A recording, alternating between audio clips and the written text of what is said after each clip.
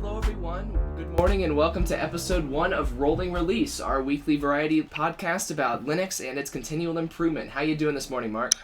I'm doing all right. I'm excited for all the news we got. There's a whole lot going on this week. Yeah, there is a lot going on this week.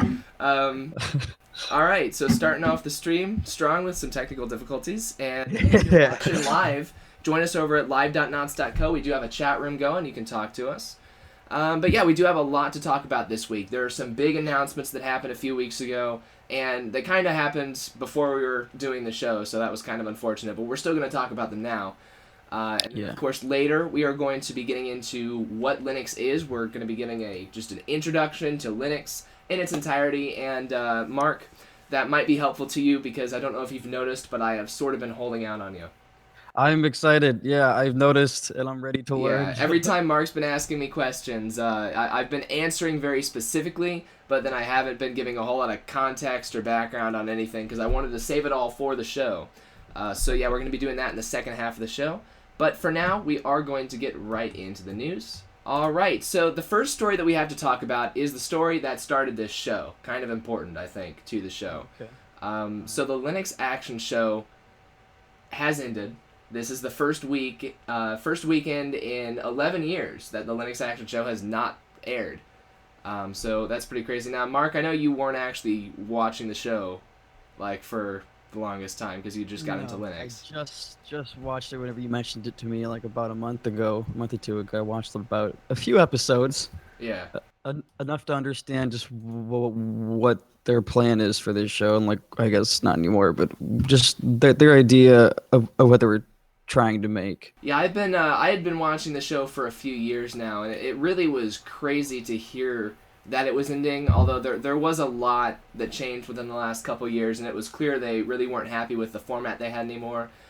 So what happened was, basically, the Linux Action Show, the hosts they think that it was kind of just dried out. They were still excited about what they were doing, but they weren't seeing a whole lot of community feedback about the show, and they they thought they could do better shows if they split up the different segments into their own individual shows rather than having one long show, which is what we're doing here. So, they think that this format is failing. We're trying it anyway. But, yeah, they wanted something new. So, there was a period where they asked for feedback about the show before they announced it would be ending. And I told Mark when this was happening. So they said, we're not getting enough feedback. We want more feedback. And then they ended up getting hundreds of comments on their subreddit about people talking about what they don't like about the show. Oh man. So yeah, their official feedback thread had 136 comments, and a lot of it was criticism. It was a lot of constructive criticism, and the hosts did take all that into consideration when they were making their new shows that they have already started airing. Some of them are going to be airing within the coming weeks. Here's an unofficial feedback thread, got 257 comments. Another unofficial feedback thread got 108 comments, just to give you an idea of the scale of how much feedback they were getting. Over the course, that was all over 1 week. And then here's somebody posted, I made an hour-long video about how the Linux Action Show has affected me and Nerd on the Street. Somebody else posted that video to the subreddit, and Matt Hartley saw it, so that was cool. He was one of the older hosts of the show. And then here's a bunch of people in the comments complaining about how long my videos are. So yeah, that was a thing that happened, and I did just want to, start off the show with that, because if it weren't for the Linux Action Show, we wouldn't be doing this, because not only did they inspire this show specifically, the format of the show that we're doing, but they also got me a whole lot more into Linux than I already was. So yeah, they were very important in my Linux growth. So yeah, hopefully we can kind of continue some of the good things they were doing. So there's our first story. Any thoughts on that? Like I said, I know you weren't a long-time viewer or anything.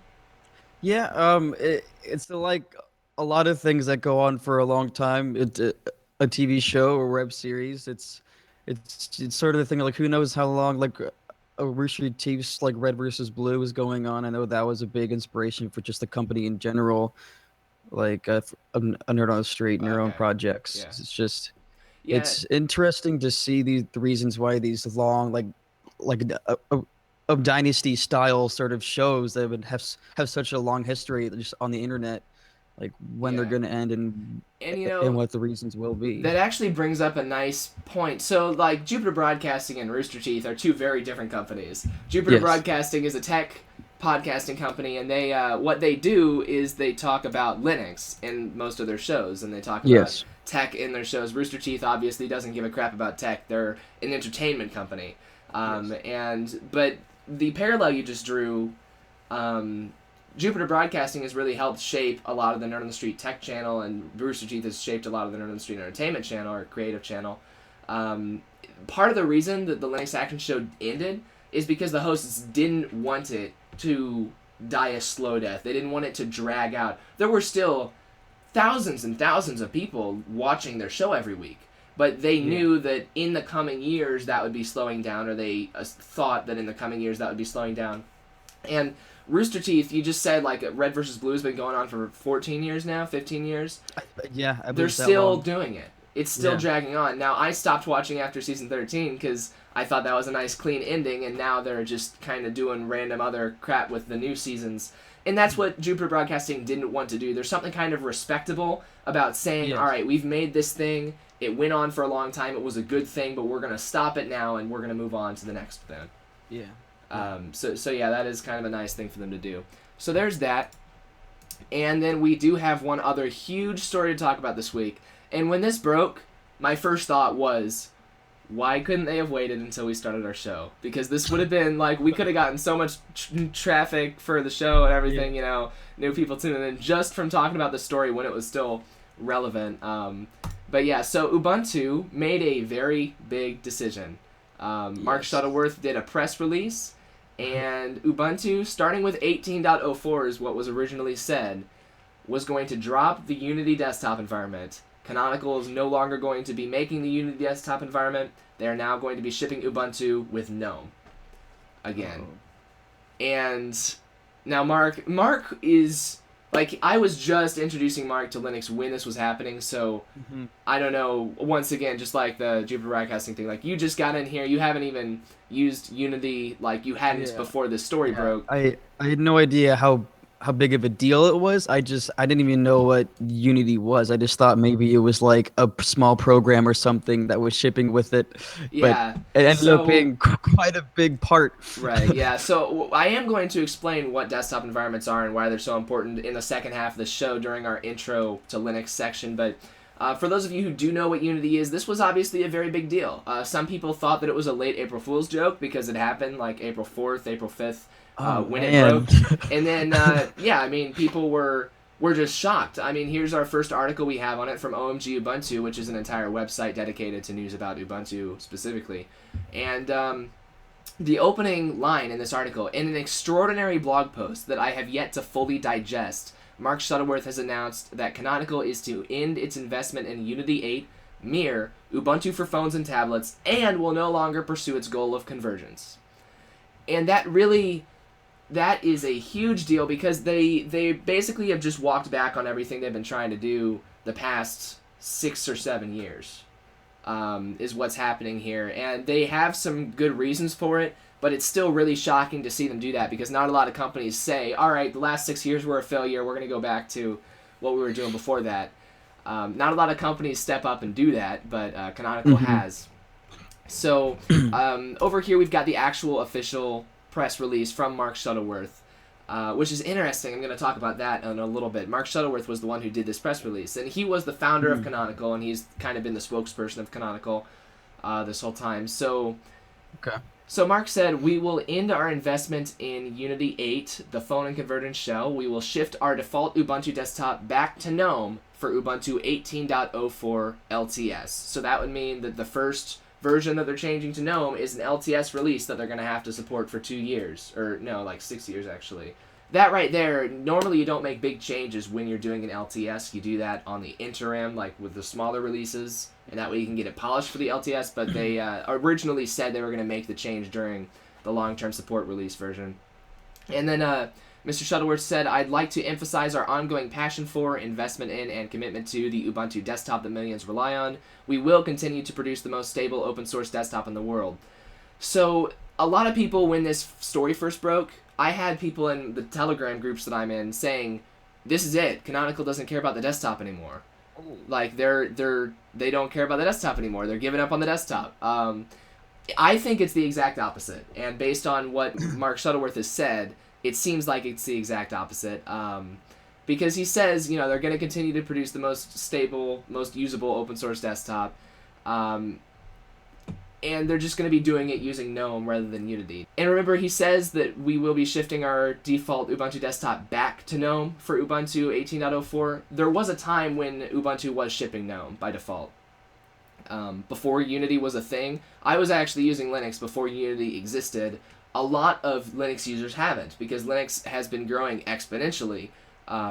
Since its inception, it's been growing exponentially, but that means every year there are even more new people who find it. And so there were lots of people who all they'd ever known was Unity. And now that this is ending, they didn't know what was going to happen next.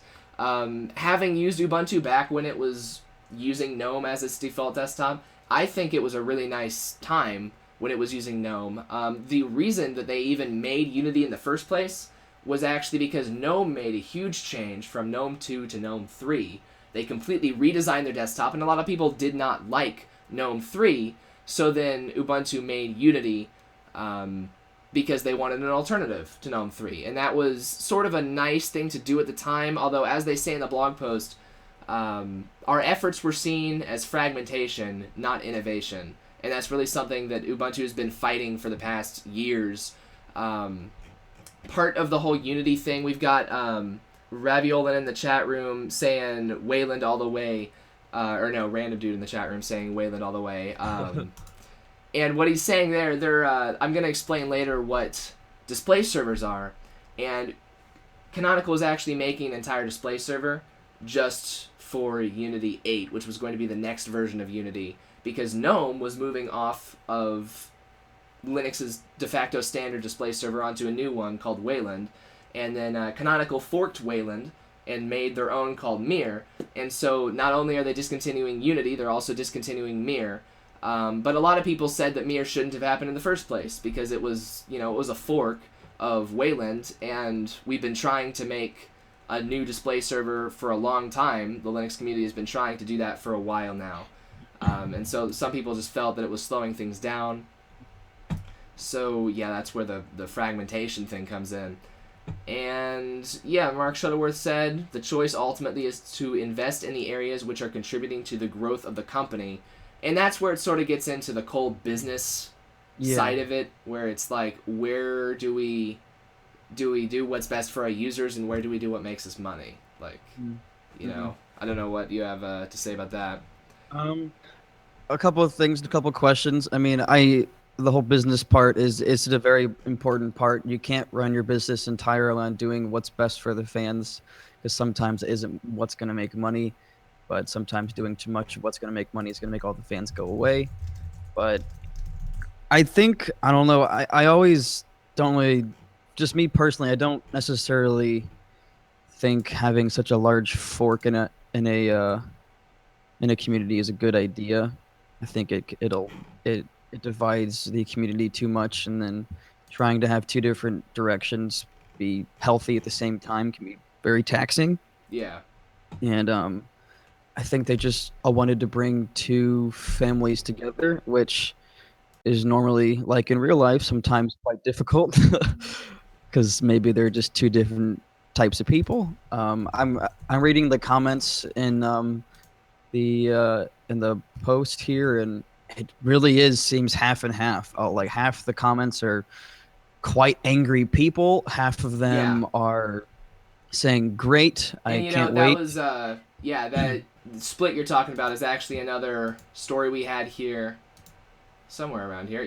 So OMG Ubuntu ran a poll asking, are you happy, sad, or indifferent to Ubuntu's bombshell announcement?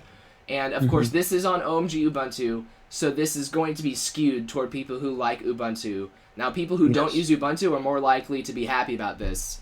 Maybe, I don't know. But the results from that poll were 35% positive, 31% in between, uncertain, 24% negative, and then 8.5% just didn't care. But, I mean, if you look at the bars on this poll, they're not that far apart from each other. It was a pretty even split. Yeah, I'll switch to Mark's desktop. He's scrolling through comments right now. on one of those articles, Yeah. and yeah, there was a lot of uncertainty about this, and a lot of people arguing back and forth whether this is a good thing or a bad thing. So yeah, part of what Canonical has been doing these past years, part of what Canonical's been doing is they've been trying to make a mobile operating system. They've been trying to make something to compete with Android and iOS, because even though Android is based on Linux for now, Android is completely controlled by Google, completely locked down, and some people think that that's just as bad as being proprietary.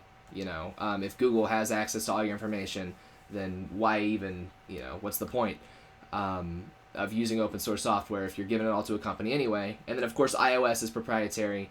Firefox OS died last year. So then the last really third-party phone operating system that was going was Ubuntu Phone. And Ubuntu Phone has now been discontinued because Ubuntu Phone was using Unity 8. That's why they were making Unity 8. That's why they were making Mir. Because they said Wayland wasn't good enough for a mobile phone. So yeah, they've been chasing this dream of complete convergence between the phone and the tablet and the desktop, and Mark Shuttleworth just said, you know what, we've been losing money on this for years now, and decided it was time to bring things back in, make the company profitable again. And honestly, it's probably a good thing they did this before they went bankrupt, because Mark Shuttleworth has been paying for the loss every single year. They've been making a loss, a large loss. I think we might have some numbers later. So here's our next article. It's Ars Technica. The Ars headline was very bold. It said, Ubuntu Unity is dead. Desktop will switch back to GNOME next year.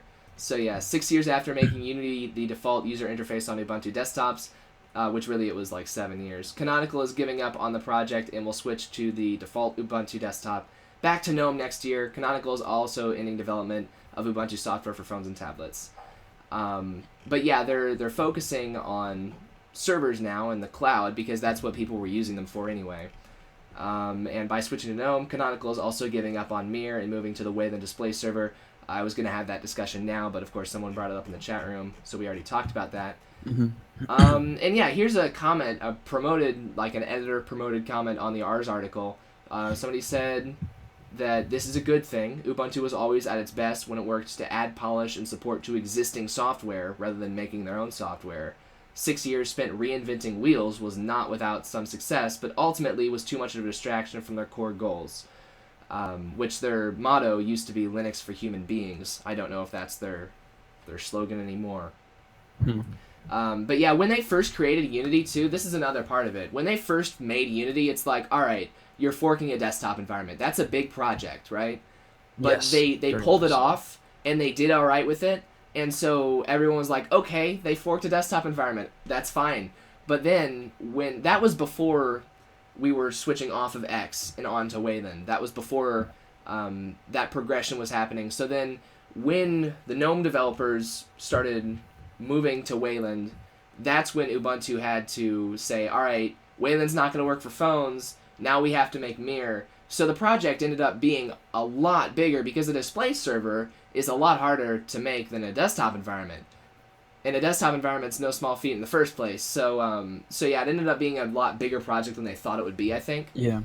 So yeah, this comment says, messing around with a low-level display server that duplicates existing efforts was not within their wheelhouse, but I look forward to seeing what they do with GNOME 3. So yeah, that's a sort of the view of this is a good thing. Now here's the pretty much objectively bad part of this all.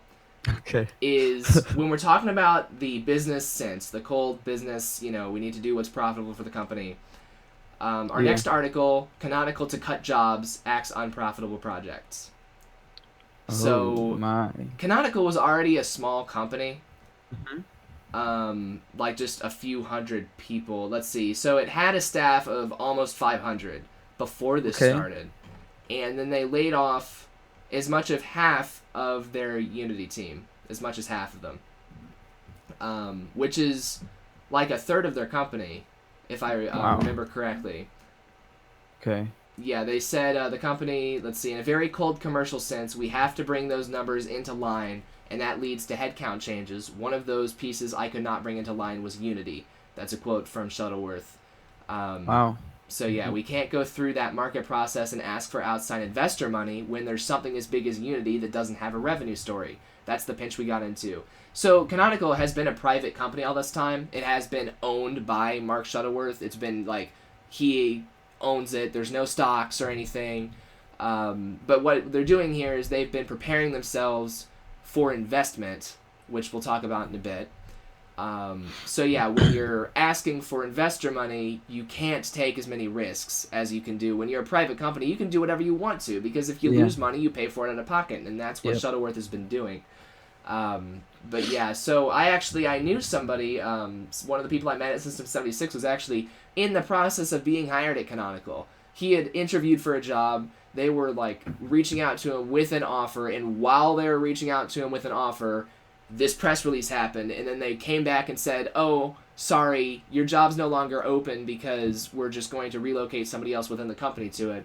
And that's actually a good thing, even though my friend didn't get that position at Canonical, which really sucks, because he was going to. That says Canonical is still trying to shuffle around their internal employees. They're trying not to fire anybody they don't have to, not to lay off anybody they don't have to. But yeah, it's got to be tough. But yeah, as Shuttleworth says, rather than cut now and hire, it made sense to keep people now. So yeah, if we want to be in line immediately, we have to do this. We are growing, and we will be in line within a quarter. That is like really, 6 years of losing money, and then you're in line within a quarter. That is a lot to do. That's a big task. Yeah. And we have a question in our chat room. Let's see. Oh, okay, so Random Dude asks, so if Ubuntu is moving over to GNOME 3, then what happens to the Ubuntu GNOME distro? That's a great question, and I actually don't think that was going to be in any of the articles. It might have been, but I'll answer it now. So what's happening with Ubuntu GNOME is it's going to be basically brought into Ubuntu as the Ubuntu team. So, like, Ubuntu GNOME is dissolving, but they're bringing all those contributors from Ubuntu GNOME, they're just now going to be contributing directly to Ubuntu. And Canonical has put out statements saying, hey, Ubuntu GNOME, we're not competing with you in any way. We want to have you guys come in and do this since you're the ones who have been supporting GNOME 3 for the past 6 years. That's what's happening there, is the same people who have been making Ubuntu GNOME, they're now going to be helping Canonical pull this off with Ubuntu proper. So yeah, and that brings us to this article. This is from Christian Shaler, and he is a developer on Fedora and on GNOME. And he says, welcoming Ubuntu to GNOME and Wayland. So I would like to, on the behalf of the Red Hat Desktop and Fedora teams, welcome them and say that we look forward to keep working with the great Canonical and Ubuntu people. And he names a couple of names. On projects of shared interest around GNOME, Wayland, and hopefully Flatpak. And this is also reflective of the politics behind the situation, because Ubuntu has been doing this whole Unity and Mir and everything, and Red Hat is the other big corporate player in the Linux space. And man, it would have been a lot easier to cover the story if we had done our Linux intro first, so that I could. I know I'm talking a lot, Mark. If you have any thoughts at any point in time, you're welcome to pipe up. I do have something. I'm just thinking, like, how are there plans for people who are directly behind the development of GNOME? Are there plans for them to get like direct advice from people who are behind Unity to help like better integrate those fans and users? So what's happening is the people who have been making GNOME are going to continue to make GNOME, obviously. Yeah. There will be some... Canonical is facilitating the implementation of GNOME into Ubuntu, so there is going to be some communication there. For the most part, what you're going to see is Canonical is going to take whatever the Ubuntu developers give them, and they're going to ship... I think they're going to ship a pretty stock Ubuntu GNOME. A lot of people have been saying, oh, they're going to put all kinds of plugins on top of it. They're going to make it easier to use and all this and that. But back when Ubuntu was shipping with GNOME 2, they didn't do a whole lot to GNOME 2. They had a theme that they put over it, but that was about it. They didn't do a lot of modifications to GNOME 2. They shipped it just about stock. They just put a theme over it first. So personally, that's what I'm expecting. Really, we won't know until we see it. But yeah, the Canonical people if they make improvements to GNOME, which they very well might, then they are going to be submitting those changes to the GNOME developers, and the GNOME developers can choose to accept to accept those patches or not. Okay. So yeah, and really a bigger part of it is exposure, because you're not only going to see Canonical making GNOME better, but you're going to see Ubuntu users making GNOME better. So the Ubuntu users are going to say, all right, this thing that I'm using, I'm going to make this better. And then before that would have been getting sent to Canonical for Unity. Now it'll just get sent to the GNOME developers. But yeah, so the past few years, especially since Canonical forked Wayland into Mir, that was kind of a big deal politically, because Red Hat is one large corporation. They're a United States corporation, and they're pretty much the biggest corporate power in the Linux world, that makes the Linux distribution at least. And then Canonical was this private company over in Europe that is making the #1 used Linux distro, but then their market power is still huge because everybody uses them.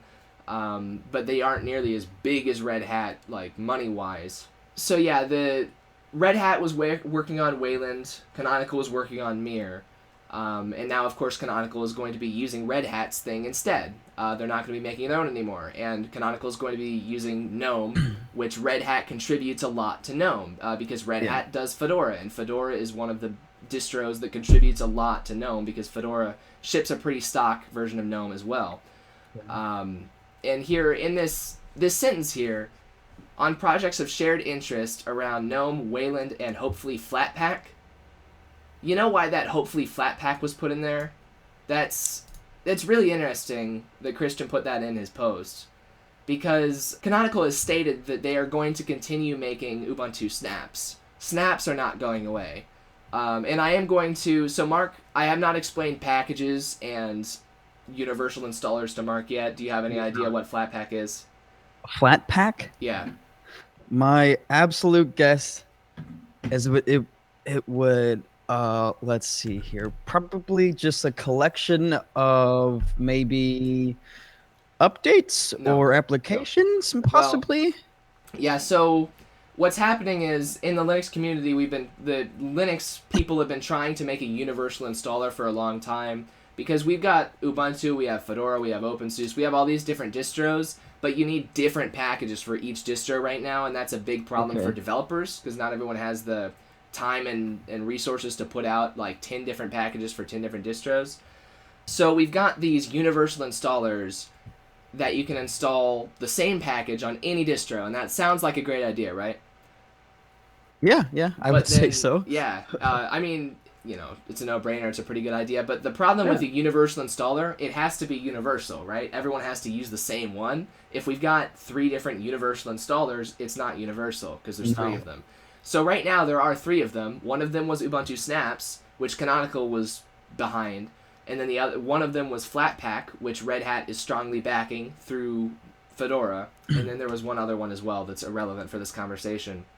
But yeah, so they're Red Hat people are kind of like, oh, you're dropping all your own stuff. Why don't you drop Snaps and come use Flatpak too? But yeah, Canonical's not doing that. They're gonna keep doing Snaps. So yeah, another quote, just one other thing from Christian's blog post I wanted to point out. Now having reached a position where Canonical, Red Hat, and SUSE again share one desktop technology stack. So we've got the other big company, Novell. Have you heard of them? No. You haven't heard of Novell? No. Like ZenWorks? You never seen ZenWorks anywhere? I've seen the word ZenWorks before. Yeah, Novell makes ZenWorks. Okay. But they also make a Linux distribution called SUSE. Oh. I've heard SUSE before. Yeah. They make SUSE, Enterprise Linux, and they also make OpenSUSE. Okay. So we've got the 3, and then he also lists a company called Endless here, but they're not as big as the other 3. But we have our biggest 3, our only 3 corporate powers behind Linux are all now using all the same stuff. They're all using the same desktop environment. They're all using the same display server. And this is how it has been. Like 6 years ago, this is how it was already, and it was that way for years and years before that. But I was interested when the splits started happening. I thought, oh, we've got some competition going on here. Maybe this will be a good thing because there has never really been competition in the display server space before. We've Yeah. always just had one display server. Now that we've got more than one, maybe one of them will be, they'll compete with each other. One will add Yeah. features, the other will add stuff. But we're not going to have that. We're just going to have them all using the same stuff again.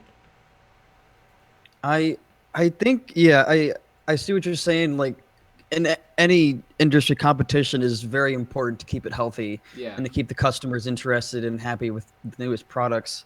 But as always, competition can become unhealthy and can start to hurt things and maybe might even slow down things because people are using two different. Yeah. There's too many like different things going on, and that can be confusing for the community.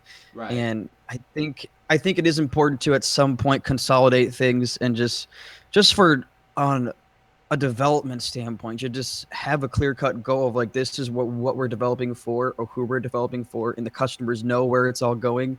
I think that's very important. Like competition is great, but if it gets too split up and it gets too confusing, it's just going to hurt the industry in a whole. Yeah. And that's definitely the thinking behind this, so that is happening one way or the other. And we've only got a couple more things to talk about with Ubuntu. This was a big story. I know we've been talking about it for a while. Very big story. I did want to throw out a little shout out. KDE fans launched petition to make Plasma Ubuntu's next desktop. I saw that. That's cool. And my favorite part of this article, and I'm a KDE user, by the way. If I go to, I'm on my desktop already. Well, I'll open up my file manager here. You see, I'm using Dolphin. I'm on KDE. I use Plasma 5. That is my preferred desktop, and I love the KDE project. At the time of writing, the change.org petition has attracted just 19 signatures in the 4 days it has been running. Aww. So that tells you that was my favorite part of the article because that tells you how big KDE is compared to Gnome and like how many. Yeah. And it's funny because KDE is such a complex project. It's got so many different things. There's so many people working on it, but in the community, we don't hold a candle to Gnome. So yeah, I did not sign this petition myself. Let's see how many signatures it has right now. It's got 3,444. There we go. That's a bigger number. Yeah, it is a bigger number. It got a lot after the OMG Ubuntu article. I'm very glad they covered it because they gave it a lot of publicity by covering it. But yeah, I personally did not sign this, and do you know why? Do you not like Plasma? No, I love Plasma. I'm using it right now. Oh, okay. What? Why? The reason I did not personally sign this petition myself. So now that Ubuntu is going to be the default desktop, or I'm sorry, now that Gnome is going to be the default desktop on Ubuntu, everyone using Ubuntu, which is every new Linux user, everyone who doesn't know what they're doing, are all going to be using Gnome. All right? Mm-hmm. And so now we're going to have bug reports coming from users who don't know how to do things.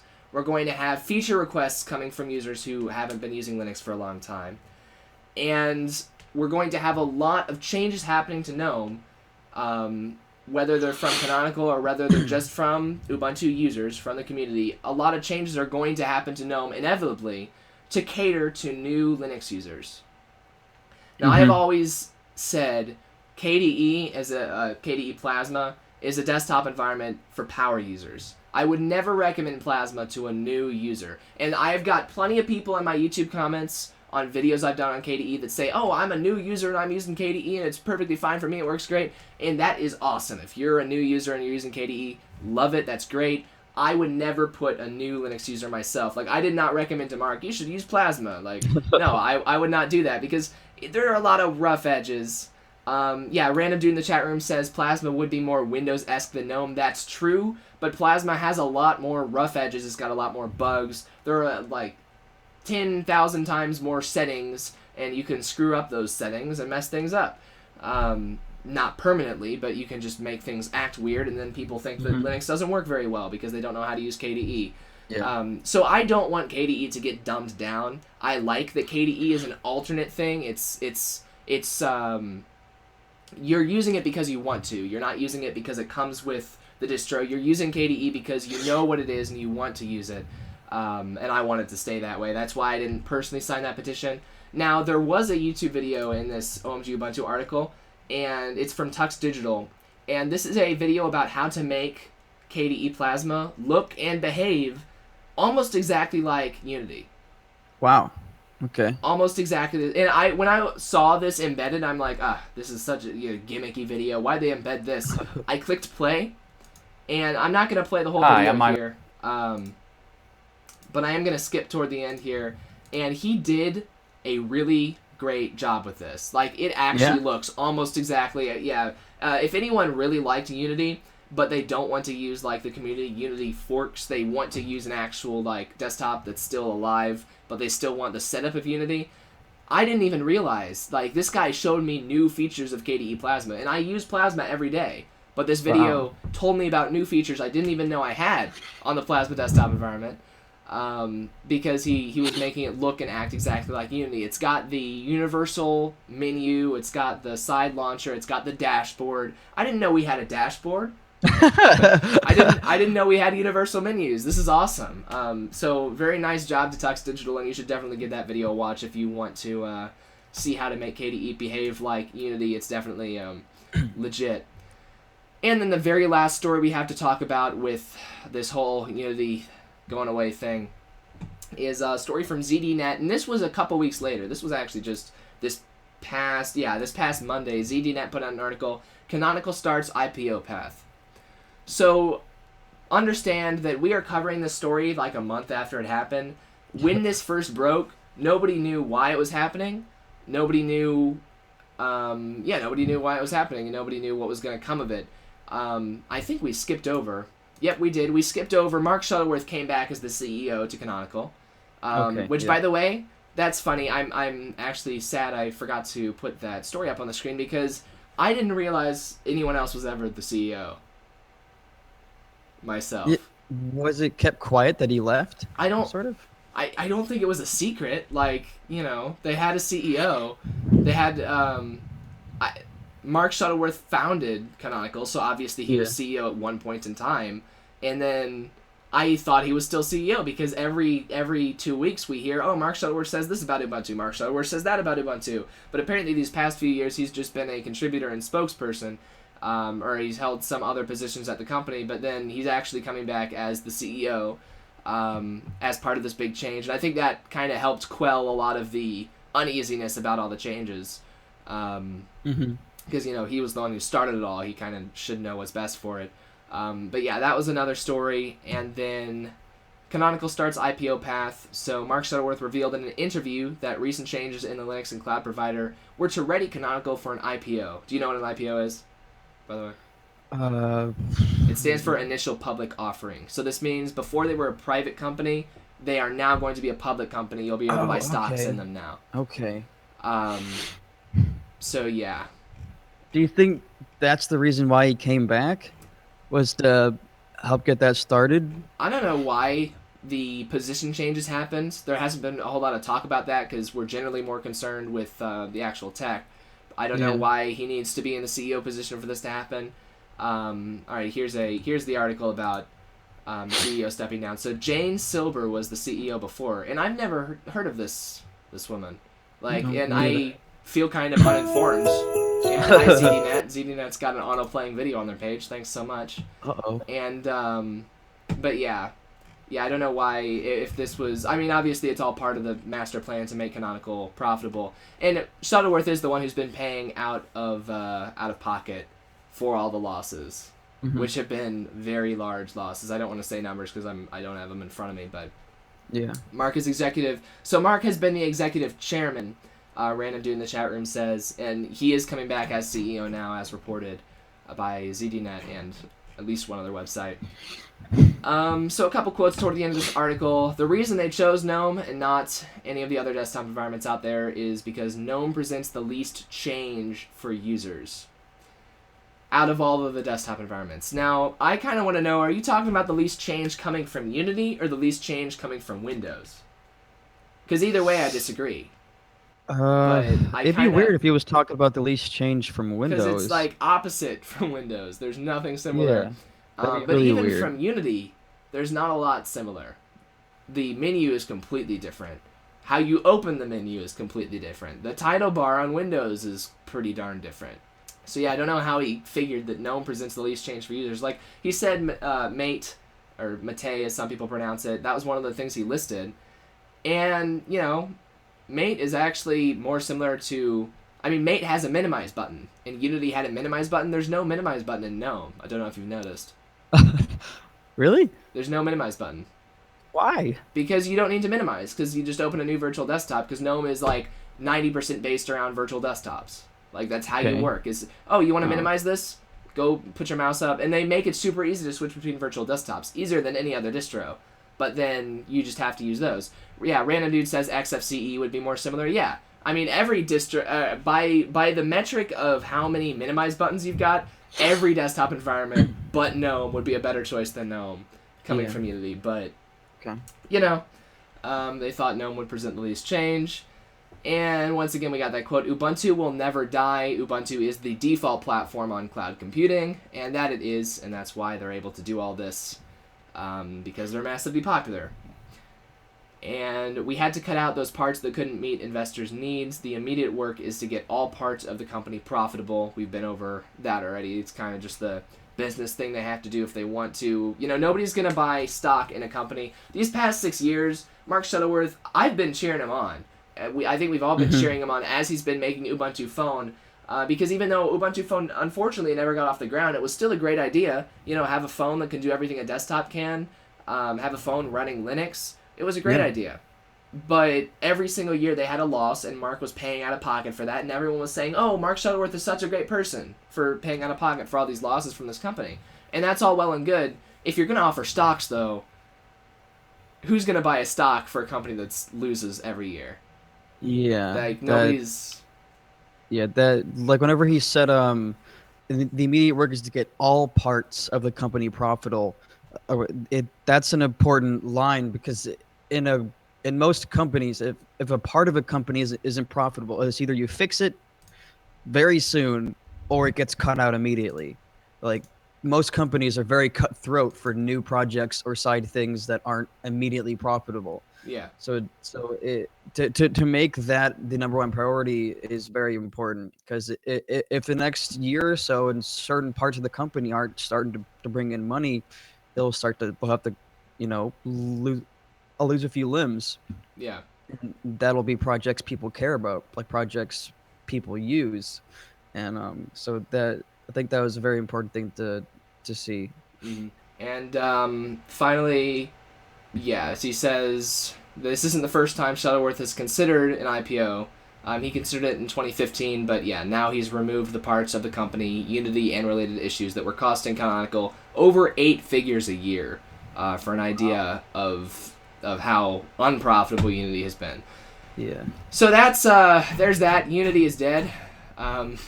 Linux Action Show is dead. Unity is dead. Welcome to Linux, Mark. Glad you're here. Everything is crashing to the ground and burning. But sounds awesome. But with that, we'll move on to our next story. We've got some other smaller stories this week. We're just gonna fly through these before we get on to our feature. Windows, honestly. Yeah, well, I don't know. Windows, if the Windows Aero interface died, there would be nothing else to take its place. At least we have 10 different desktop environments. When one of them goes away, you just pop another one in there. We're good. So our next story is Thunderbird email client has a new home, quote unquote. It doesn't actually have a new home, but basically Mozilla. So do you know what Thunderbird is? It's the email client. You ever used it? Yeah. I've never used it, but I know what it is. All right, yeah. So basically, very few people use email clients anymore. So Thunderbird was not very popular, especially these past few years. It has not been very popular. It hasn't been getting a lot of developer attention, community attention, or much of anything. So Mozilla was kind of trying to pawn it off onto somebody else. They were looking into other homes for Thunderbird, and they have announced that Thunderbird is going to stay with Mozilla. Now, the confusing thing, they say it's got a new home. So here's where the new home comes in. They are no longer going to be part of Mozilla Corporation. They are now going to be part of the Mozilla Foundation. Okay. I think this is the silliest thing to say, like, new home, because, like, the corporation is owned by the foundation. So they were Yeah. already part of the Mozilla Foundation. They're just not going to be getting any money from the Mozilla Foundation anymore. Basically, Mozilla has said, all right, we're going to let you guys continue to use our name, but we're not going to give you any money, and you guys have to figure out how to make yourself better within the next few years. So yeah, while development did not... Were they not profitable before? Like, were they not making money? I don't even know if this is a profit thing. I can't imagine they were making much money. Because if they said we're not gonna give you money anymore, to me, I immediately get like a thought of like a father or like a parent giving their child like a stern talking to and say, I'm gonna take your credit card away or something like that, like no more allowance or something like that until you can fix these problems. Like, are there issues happening between Thunderbird and Mozilla or anything like that? I don't know if there have been any specific issues. Like I said, it's been stagnation. And really, Mozilla has been trying to make Firefox better. They've been trying to keep Firefox competitive. And by the way, on the subject of Firefox, Random Dude in the chat room just asked, last time I saw your videos, you were using Firefox. Why use Chromium now? The reason I'm using Chromium on stream is because I'm using Chromium just for the show. And Random Dude says, sorry, you didn't have to interrupt, your show for it, but this is actually a good thing to address. I'm using Chromium, the open source one, not Google Chrome, Chromium for this show. I still use Firefox as my personal browser. I use Firefox day to day, but I figured it would be good to have a browser that doesn't have all my bookmarks and history and crap in it, just to use on stream. That's why I'm using Chromium. But, so as someone who uses Firefox day to day, and that was very topical for what we're talking about right now, Firefox really sucks. What do you think about Firefox? What do you use? You're using Chrome on your desktop Google right now. Chrome Canary, the one that you're always using... catches on fire 6 times a week. Why do you use that, man? I live on the edge, dude. Yeah. So Chrome, like Google, just their beta one it's where they try out new options, which I kind of like. Yeah. Like, so that's always changing. It's always getting the latest features and everything, right? Yeah, it's basically like, here's a new thing, try it out. Yeah. And then, so Firefox is like the opposite. It's like the long-term support browser, and nothing ever changes. And it's outdated in a lot of ways. And I'm not a developer, so like when you talk about why things don't work very well, you start to go over my head a little bit. But Firefox really does not perform very well compared to other browsers. It just doesn't have good performance. It's not great at rendering things. It renders most things fine. But yeah, Mozilla is really Firefox is their big thing. They were trying to do Firefox TVs. They were trying to do Firefox phones. The phones definitely fell through. I think the TVs have stopped now as well, because why put Firefox on those things? But they're really just struggling to keep Firefox relevant today, and Thunderbird they felt was taking away from Firefox development. They said, you know what, we're really behind on Firefox. We're years behind Google and Opera and these other browsers. We're years behind them in Firefox development. Why are we still making a mail client, is what they said. And it's a fair thing to ask, I think. It was fair that they looked at giving it to another company. A couple of other groups they looked at giving it to were the Software Freedom Conservancy and the Document Foundation. Now here's where I think the big opportunity was missed. Can you imagine if the Document Foundation got Thunderbird? Alright, so the Document Foundation makes LibreOffice. Okay. Mark doesn't know that. The Document Foundation is, remember how I told you about when Oracle bought Sun? Nobody liked Oracle, so they forked OpenOffice into LibreOffice? The Document Foundation was created for that fork to have a home. So LibreOffice is made by the Document Foundation. Now, on the Windows side of things, Microsoft Outlook, their mail client, is part of Office, right? It's part of Microsoft Office. Yes, it comes. So we've got LibreOffice as an alternative to Microsoft Office, but we don't have an Outlook component to that in LibreOffice. Not that we necessarily need to, but how convenient would it have been if the same company making our Word competitor and our PowerPoint competitor and our Excel competitor was also making our Outlook competitor? The It same would group. keep people from having to install other crap. Yeah. It's good. And of course, I'm not a developer, and I'm sure that developing a word processor is very different from developing a mail client. But I thought that was a missed opportunity. When I read the article, I'm like, oh, Document Foundation. That would have Yeah. actually been really cool to see them Yeah. take over it, because Definitely. they're into the office stuff. They're into the boring, sort of monotonous, Yeah. not necessarily most exciting development. And that's definitely what Thunderbird is. So, but alas, Mozilla decided to hang on to Thunderbird for now. There is already a Thunderbird Council, and that council does need to, quote, maintain a Such a good. cool name. What? Thunderbird Council? Yeah, it just sounds Yeah. awesome. Yeah. Mozilla says they will need to maintain a good working relationship and make decisions Mhm. in a timely manner. Um, and make meaningful progress in short order on operational and technical independence from the Mozilla Corporation. So just like you were saying earlier, they're taking their wallet away. They're saying you need to stop taking up our resources right now. Is Yeah. what they're saying here. Okay. The long-term plan on the Thunderbird side of things is to migrate their code to web technologies and to be less reliant on Mozilla code. So at that point, once that happens, they'll really be able to just ditch Mozilla altogether, and it won't be a big deal. But right now, they use the Gecko rendering engine, which is the rendering engine that Firefox uses. Best rendering engine on the planet, because Firefox uses it, but it works perfectly fine for emails. And, and yeah, so yeah, that's happening. We've got another story about it, and Ars Technica reported on this in I think, a more accurate way than OMG Ubuntu. Ars Technica, the headline was Mozilla and Thunderbird are continuing together with conditions. I think that's a better way to put it than new home. Email client needs to reduce its technical and operational reliance on Mozilla. So, like I said, in late 2015, Mozilla announced that it would be looking for a new home for Thunderbird, calling its continued maintenance a tax on Firefox development, like I just said. And yeah, the Mozilla Foundation will continue to serve as Thunderbird's legal, fiscal, and cultural home. Now, it is interesting. We've got this article straight from the horse's mouth on blog.mozilla.org. And they list off 3 different conditions for this partnership, this continued partnership. A, the Thunderbird Council and the Mozilla Foundation executive team maintain a good working relationship and make decisions in a timely manner. B, the Thunderbird Council and the team make meaningful progress in short order on operational and technical independence from the Mozilla Corporation.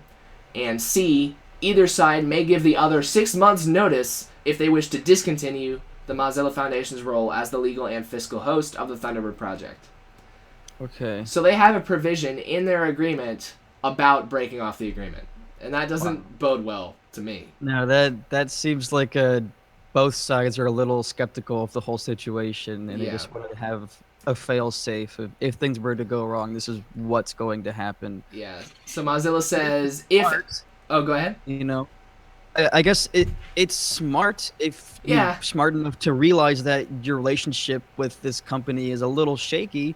It's good to make sure there is a plan, but it does show people like, well, I guess they're not as confident as we thought. Yeah.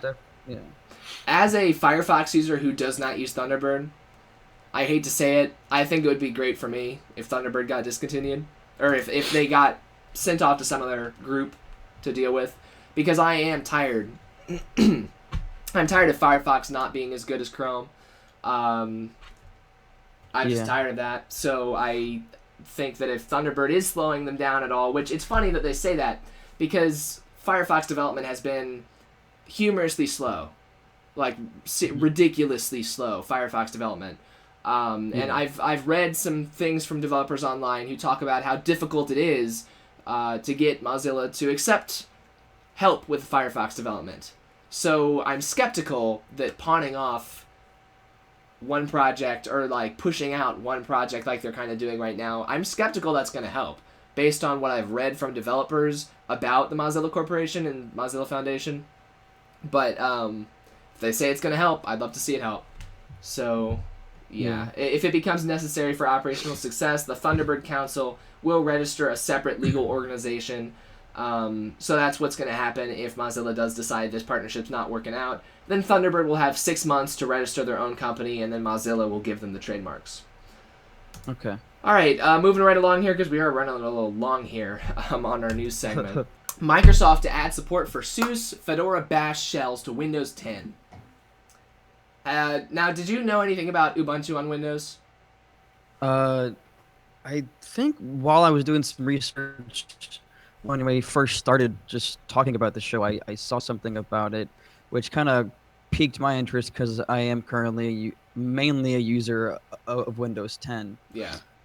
So to see something where they're calling it a subsystem? Yeah, so they already have something called the Windows subsystem for Linux, and it's in Windows 10. You can use that right now to run an Ubuntu terminal. Okay. With the GNU tools and some basic Ubuntu apps, so that developers, who they're targeting with this is developers, because developers like to program using Linux.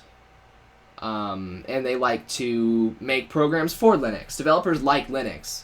Microsoft is trying to cling on to those developers. So they worked out, this was actually something they partnered with Canonical to do some months back. They partnered with Canonical. Canonical helped them make the Ubuntu subsystem.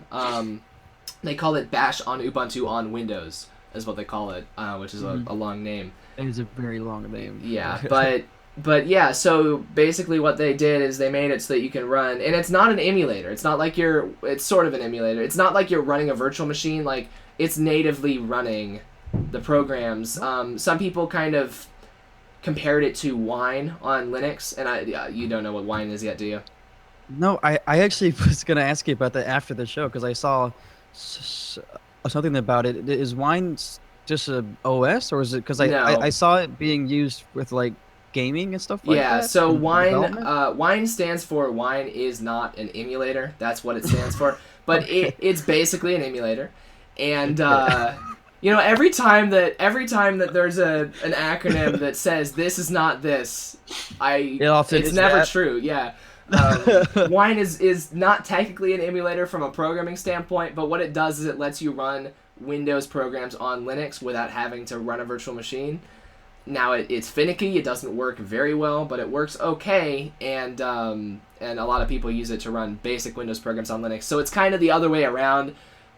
The subsystem, Windows subsystem for Linux, which runs on Windows, that interprets Linux program commands and runs them natively on Windows. And yeah, Raviolan in the chat room is saying on Microsoft Build event they also announced SUSE and Fedora on Windows. Yes, that is the story we're talking about right now. Yeah. So glad to see her here, Raviolan. So yeah, in addition to Ubuntu, you're also going to be able to use SUSE and Fedora. And by the way, Fedora, so Red Hat is like the huge enterprise distro, right? Fedora is made by Red Hat. Now, the thing is, Fedora used to be a staging ground for Red Hat Enterprise Linux. It used to go, all right, we want to put this in Red Hat Enterprise Linux, throw it in Fedora, and then in 6 months, it'll get pushed into Red Hat, right? It's not how it works anymore. It hasn't worked that way for years. And the entire reason that Red Hat bought, well, I don't know if they bought them, Red Hat acquired CentOS, which CentOS was, it used to be an unofficial rebrand of Red Hat. Somebody downloaded Red Hat, stripped out all of the trademarked stuff, and then published it. And you can do that, and it's legal because of the GPL and whatnot, copyleft. So, you know, you wouldn't be able to do that with Windows, just rebrand it and resell it, but they can do that on Linux. But yeah, Fedora is really not a mirror image of Red Hat Enterprise Linux anymore, so I think it's interesting they say SUSE. They don't say OpenSUSE. It's just SUSE. But then they're not using actual Red Hat Linux, they're using Fedora. And I think this is kind of a sign that Microsoft doesn't know Linux as much as they think they might. But, because, you know, they're Windows people. But yeah, it's interesting. And here's the quote I really don't like in this article. Now, Windows is the only platform that can run both Windows apps and Linux apps side by side. The only platform that can run both Windows apps and Linux apps side by side.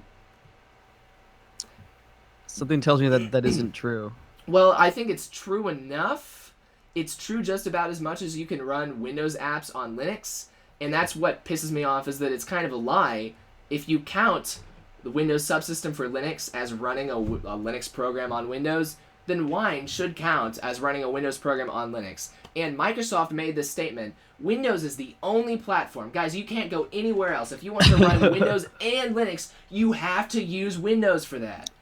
Well, that's just now what Canonical, Red Hat, and Novell just helped you implement Linux shells into your sorry operating system. And now you are going out and making marketing claims that are blatantly false against Linux. That pisses me off a lot. That makes me angry. Yeah. That's what they are. That's what Microsoft is they're a monster. They're a beast. Like once they embrace, extend, extinguish. Yeah, they take over, they call it theirs, and they sell it for a lot of money. Yeah, we do. If they can even have like the tiniest bite of something, we'll pull the whole thing in and be like, all right, now this is all Microsoft. Our name's on everything. Yeah. It's like, okay. Now, I guess they own this now. Random dude in the chat room asked an excellent question. Well, first he asked, is it only Bash, or can I use any other shell like Korn? No, you can only use Bash. It's only Bash. But also, how is the Ubuntu Bash different from Fedora Bash? That's a great question, random dude. Here's the answer. They're the exact same, and actually I had highlighted a comment about that on the article. I see they are perpetuating the myth that Linux distros are all so different with this big announcement of supporting SUSE Bash, Fedora Bash, and Ubuntu Bash, as if Bash is completely different on each distro. The truth, and this is actually true, Mark, is that there is only one Bash project, and while different distros will have different versions and maybe different compiler options, Bash is Bash. So it's the exact same thing. Now, if you're the whole difference, most of the difference between distros comes from what desktop environments they support, what desktop environments they ship, the default apps that they ship, and whatnot. Most of the difference between desktops is user land stuff. Like the shell is the exact same on every distro. So the fact that Microsoft is saying, oh, you can get your Ubuntu and your SUSE and your Fedora, even though SUSE and Fedora don't equate to each other, you can get it all here. They're just throwing out buzzwords. That's all that this is. They're throwing out, that people know what SUSE is. You know, they don't know that it's supposed to be OpenSUSE if you're going with the open thing. People know what Fedora is, you know, but Microsoft doesn't actually care about Linux, and it really sucks that Linux is open source, so Microsoft can go and implement it into Windows, and there's nothing we can do about it, but then Windows is proprietary, so we can't do that for Linux. We can't implement a Windows subsystem for Linux. Or if we're using their backwards naming scheme, it would be Linux subsystem for Windows. We can't do that, because Windows is proprietary, but they can rip us off. So yeah, that's happening. By the way, the Windows 10 Creators Update, is that out yet, Mark? Yes, right. I have it. All right, it added more than 100 new features to the Windows subsystem for Linux. Oh. Do you know that? Was that your most anticipated feature of the Creators Update? I honestly didn't know what was even coming in the Creators Update. Nothing was really communicated to the user directly. Yeah. I just they found that my computer was with that update. If you were to go and install Ubuntu right now on your Windows, the Ubuntu Bash shell, you would now have 16.04 rather than 14.04 was the old one. You would also be able to run ifconfig. Now, you'd be able to run ifconfig. Now, you remember what I told you about ifconfig? Yes. We don't use that anymore. That's the old way. We don't use ifconfig anymore. So Microsoft just added ifconfig as a new feature. If I open up a terminal right here, and I'll do it on stream, ifconfig. Oh wow, it actually worked. Well, that's embarrassing. But I've had distros before that ifconfig doesn't work because you're supposed to use like IP address as the command now. IP space address space whatever you want to do. ifconfig's been deprecated for a long time now, but you know, Microsoft's just ripping us off. Oh, by the way, remember how I told you that Microsoft has their Azure virtualization platform, and Ubuntu has more users than Windows does on Microsoft's platform? Remember how I told you that? So on their platform now, on the Azure portal, you can now get to a bash shell for your Ubuntu server right on the web, which you could already do on things like DigitalOcean and Linode, but Microsoft caught up and added that feature. You know what they say? PowerShell in the Azure portal is coming soon. So Microsoft has just added the Linux terminal to their virtualization platform before they've even added the Windows command prompt to it. That's kind of cool. What? It's cool. I mean, Are you it's good. I mean, like go to on? add, add a Linux stuff before they do their own. But That's it's kind of neat. their platform. This is Yeah. not a new feature for Linux users. We could already do this with like DigitalOcean and Linode care about Linux. Microsoft is just trying to not go out of business.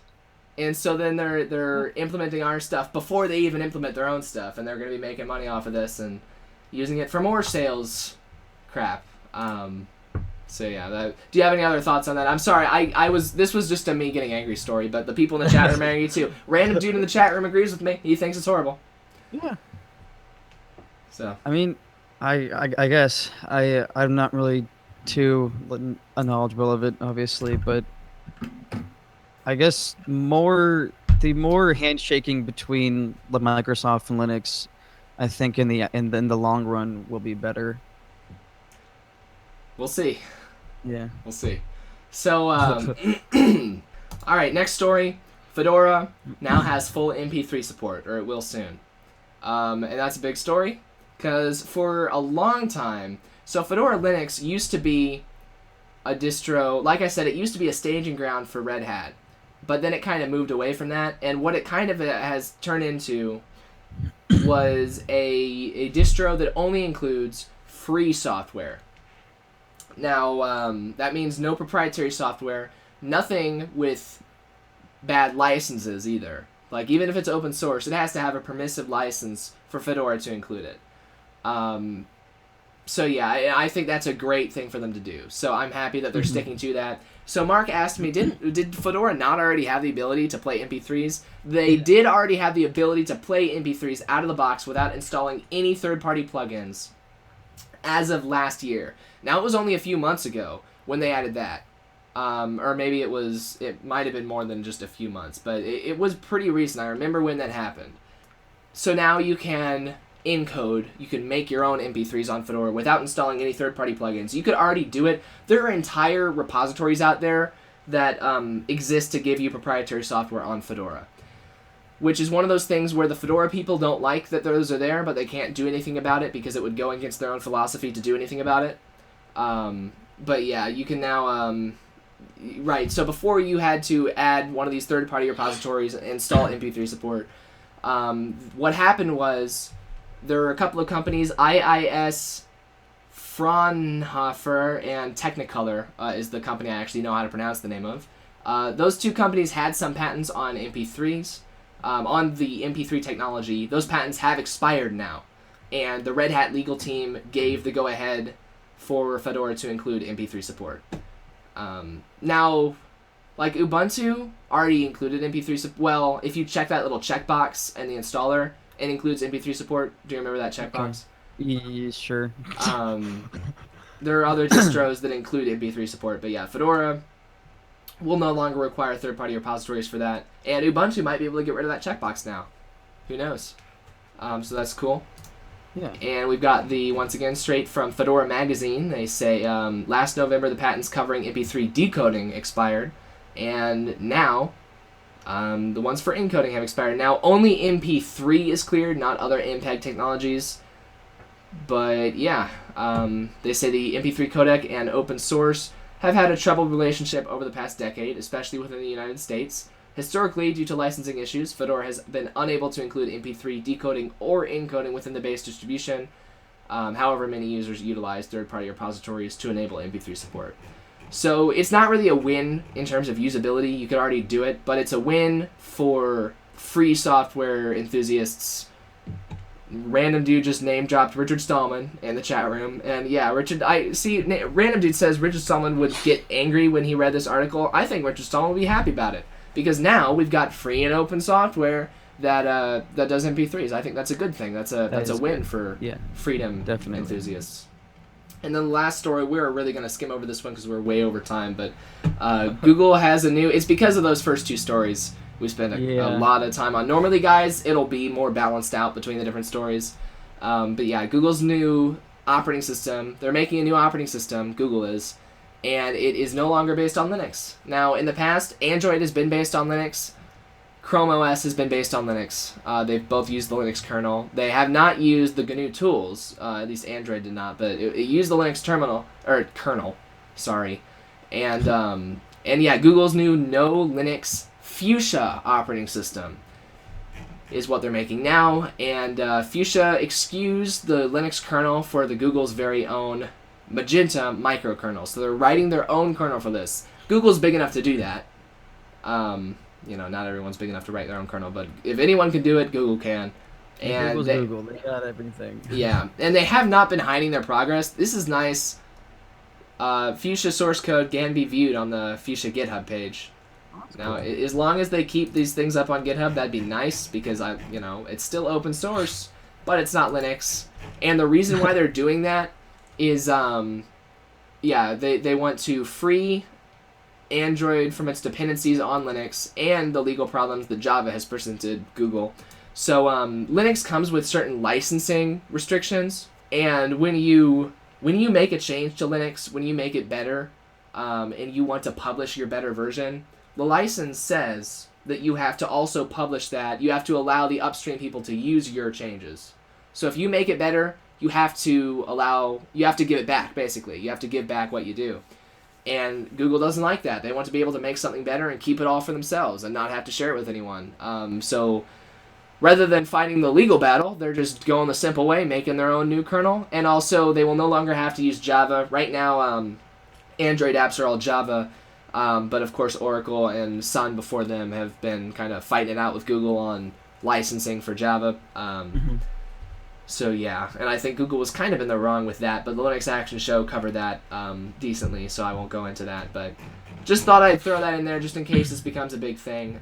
There's that, and that's all the news we have for this week. Did you have anything else you wanted to say before we move on? I saw a comment from random dude in the chat about the user base of Microsoft mostly being gamers, and a lot about just the more support and devs porting their games to Linux, and that would probably help a lot. I could talk about this for 2 hours, but I just wanted to say it is much, much more difficult than just having devs port their games to Linux. What do you mean by that? Well, the whole idea is there's a lot of people on PC who play games, and that's why they go to Microsoft, because a lot of the games go there. Right. Already a hassle for developers just to put their games on PC in general. Because when a developer makes a game for a console, like let's just take the Xbox One for example. All right. They know exactly what they're developing for. The version of the OS, every single piece of hardware, and exactly how it's going to run. So they make the game specifically for this box and everything inside of it. And then they move into PC, and there's already tons of different OSs and literal millions, hundreds of millions of combinations of PCs, hardwares, and softwares, and drivers and different things. Like it's a massive step to just to even get onto Windows. And then you want to tell them all the time spent that is already a smaller player base than the consoles, and then go to an even smaller player base of Linux, which is even more difficult to develop for. It's all right. It's a nice thought, and I do wish it is possible, but some developers just don't have the time. It's the amount, and of course they're a business, so it's the amount of money they would get back for doing all that extra work, even just to go on PC in general. A lot of times isn't worth it, and that's a lot of times why games don't come to PC or release. Like, for example, a really big game of GTA 5. It was about a year and a half before that was ported onto PC after it released on consoles. Oh yeah, no, I mean and of course GTA 5. That's made by a big studio. They if anyone would have the resources, you'd think they would. Has Destiny even been ported to PC yet? No. All right. Now, but what you're talking about is user base and the ease of developing in terms of what's our target hardware. And I understand that. In terms of like licensing and whatnot, though, how easy do you think it is to get your game? Say you've already made the game magically. How easy is it to get it on Steam versus getting it printed on DVDs with the Microsoft Xbox logo on them?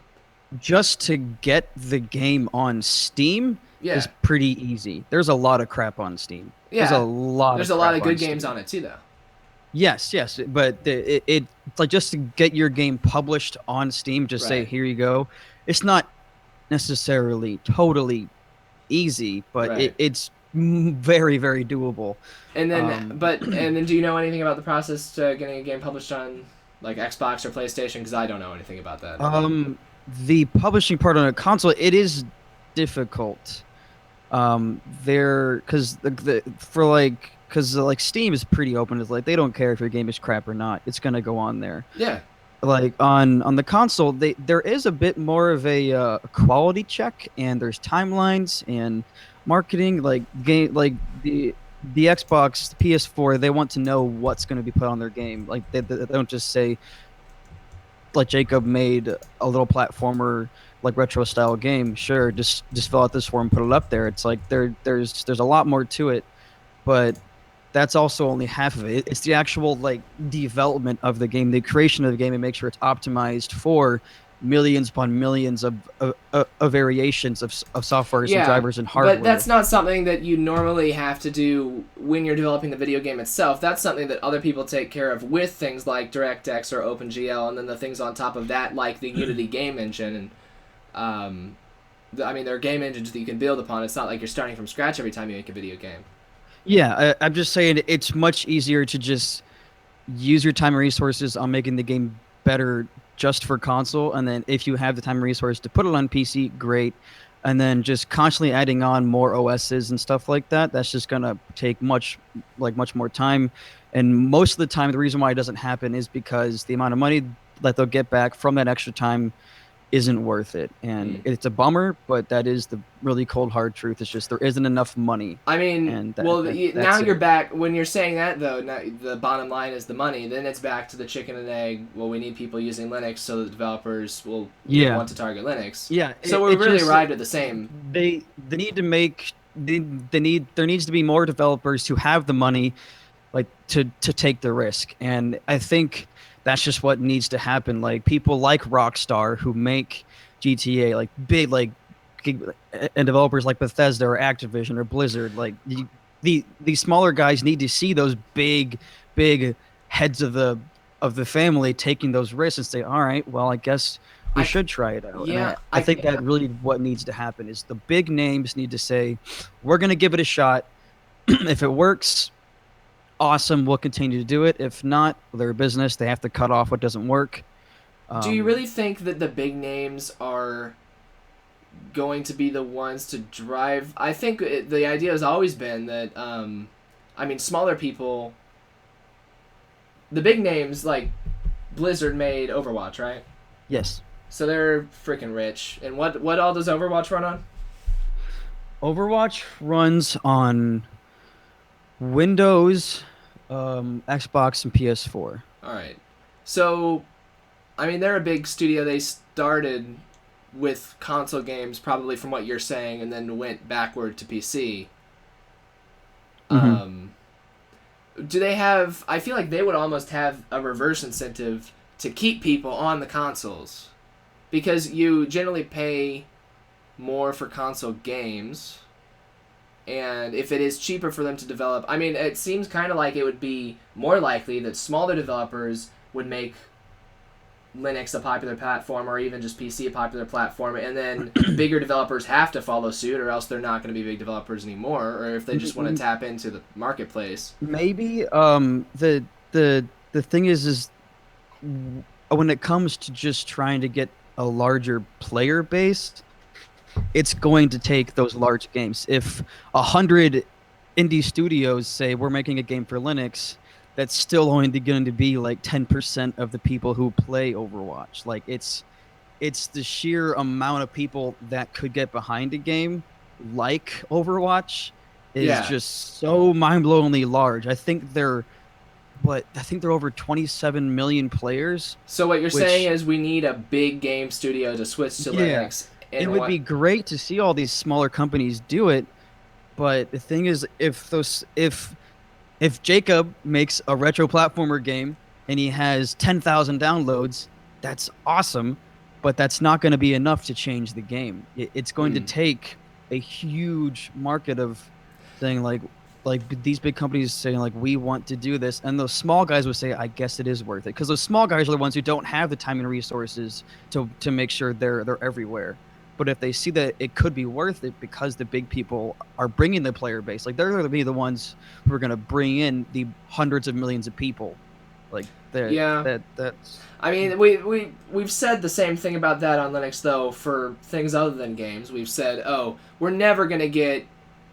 I guess this kind of plays into your point a little bit. We're never gonna get video editors using Linux until Adobe ports Premiere, and we're never going to get. I mean, we're never going to get graphic artists using Linux until they port Photoshop over. And I mean, for years it was we're never going to get offices using Linux until Microsoft makes Microsoft Office for Linux. Now that's probably the only example of we have a working replacement. yeah. Obviously, we have GIMP, but it's just Photoshop is the brand name. We have Kdenlive, Live, but it is admittedly less robust than Premiere.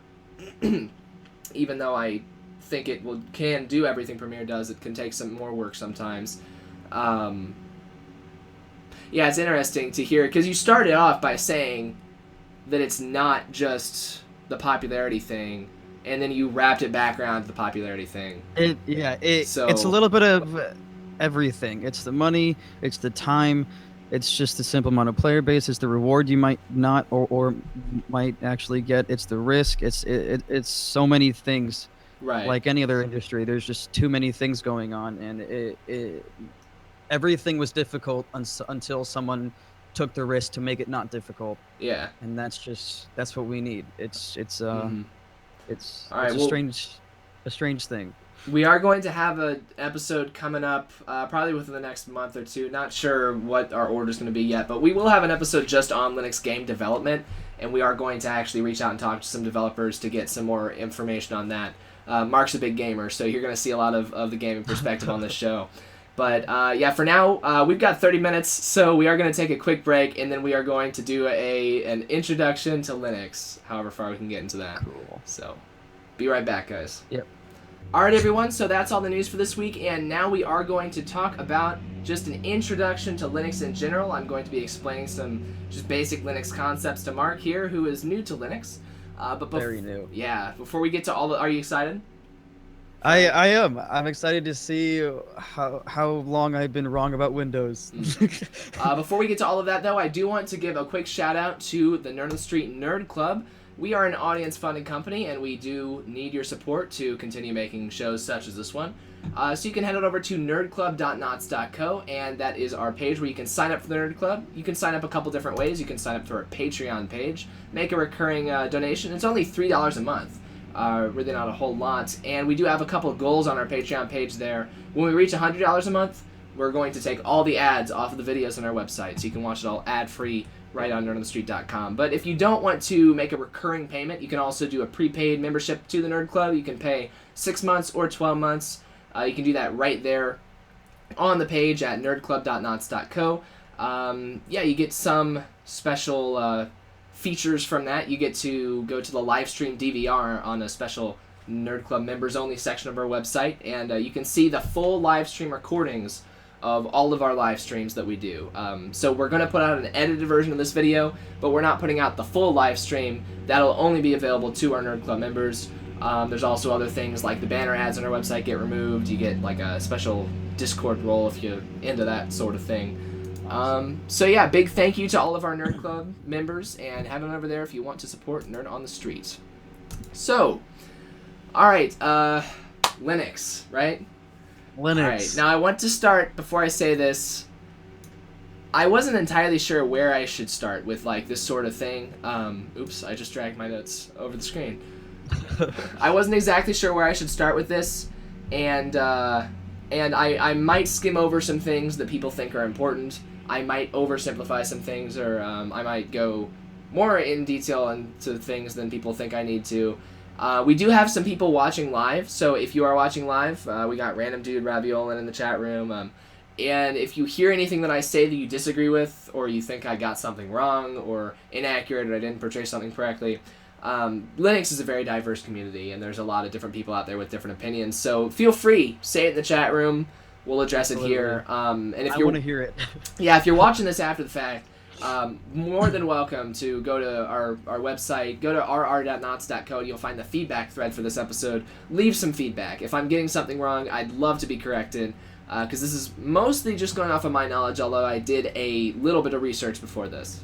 Also, I just want to get yelled at with information about the entire Linux experience as a whole. Yeah. What you think would be a great way for me to get into it. Alright, so we're going to start off with what Linux is exactly. So Linux itself is an operating system kernel. So you hear us say Linux, and we're talking about a lot of different things together, but the Linux kernel is the actual thing that Linus Torvalds made in 1991. Now, the kernel doesn't actually do a whole lot on its own. The kernel of an operating system handles very basic things, hardware-level things. But in order to use Linux to actually do things, we also need a lot of other pieces. So one of those pieces you've heard me talk about are the GNU tools. And the GNU tools were made by Richard Stallman. He started them in 1983. He published them in 1984. And ever since then, they were around before the Linux kernel. There was no kernel to go with them, really, so then Linus made the Linux kernel. Made GNU/Linux is what it's technically called, and that is the operating system that we are using, that I'm using right now. So yeah, we've got the Linux kernel and the GNU tools, and when you have those two things, all that you really have is a terminal with some very basic commands. Coming from Windows, Windows is really based around GUIs.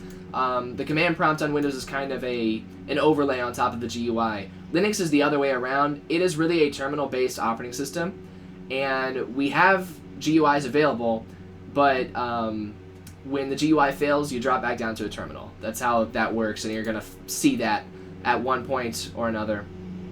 So in order to display a GUI, you need a few parts. One of them is the display manager, and that is where Wayland and Mir that we were talking about earlier come in. So the de facto standard display manager right now is called X, or x.org.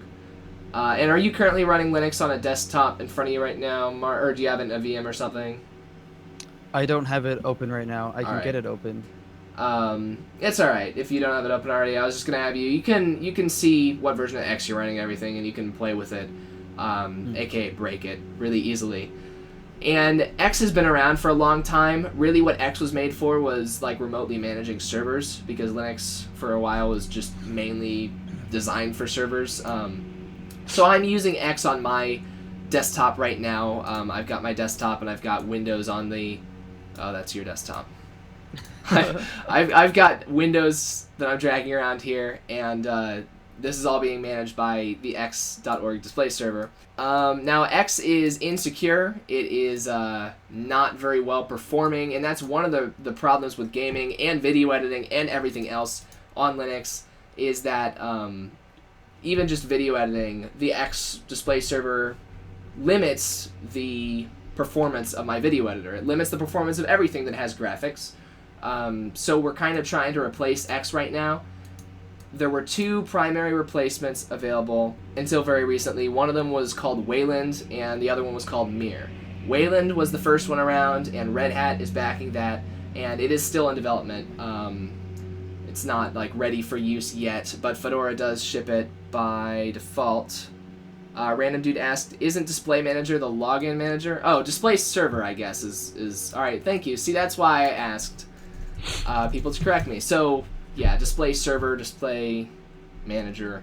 But yeah, Wayland is a display server that is going to be what you're going to be using in like 3 years from now. Or 5, if things go really poorly. But if you had shown up like 5 years ago, I would have said X is the display server we use, that's it. And if you had shown up 5 years later, I would have said we use Wayland, that's it.